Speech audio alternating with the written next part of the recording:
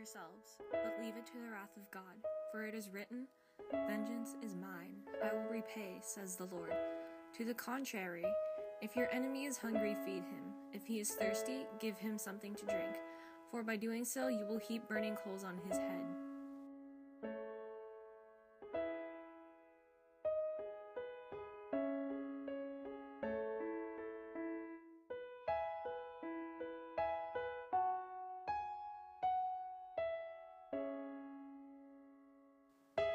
The following people featured in this documentary have either agreed to partake in this project to spread awareness, have had past experiences, or know someone that has struggled with bullying, depression, or even thoughts of suicide.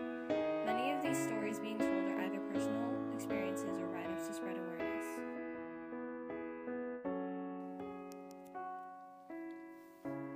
Bullying can be expressed in many different forms.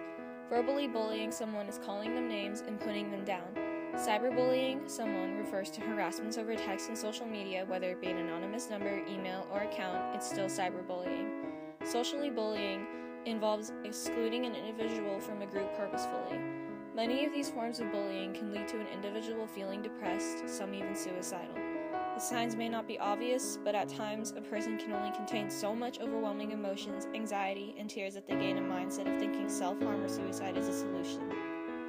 Most signs involve excluding oneself purposefully from their friends, family, unexplainable injuries, and noticeable loss of motivation for putting an effort into school and work. There are many solutions to help someone who is struggling with depression and bullying: school counseling, assurance from friends and family, and if the bullying gets worse, contacting the local police. Recent studies show that the teen suicide rate has increased 11% since 1980 strictly due to bullying. The 2011 Youth Risk Behavior Surveillance System has indicated nationwide 20% of teenagers of ages 13 to 17 experience bullying.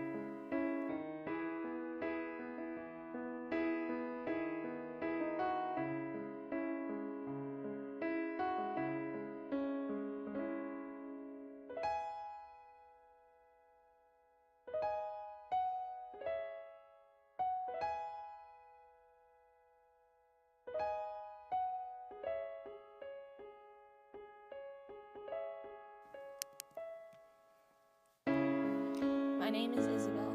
I am currently a 17-year-old junior in high school and a victim of bullying. I was bullied throughout middle school and again in high school. It affected almost every aspect of my life and still affects me today.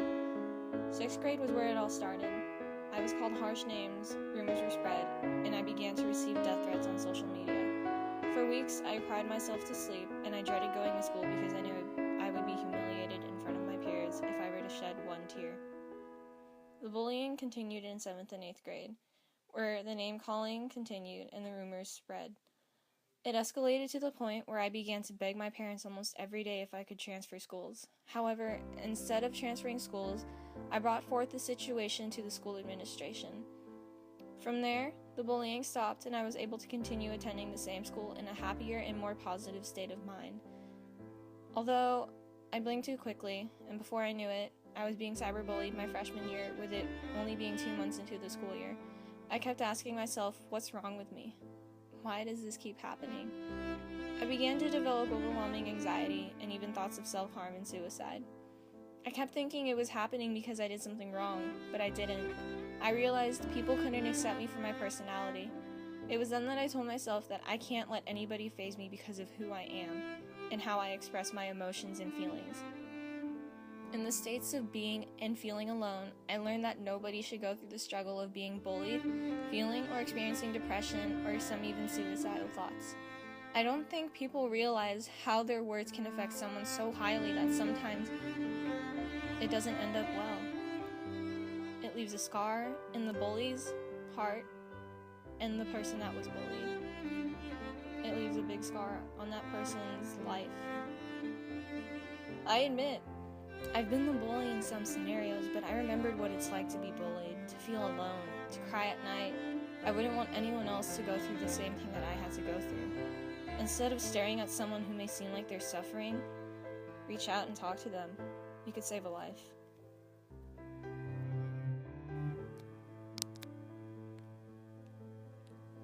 Depression and suicide are not things that everyone can easily wrap their mind around.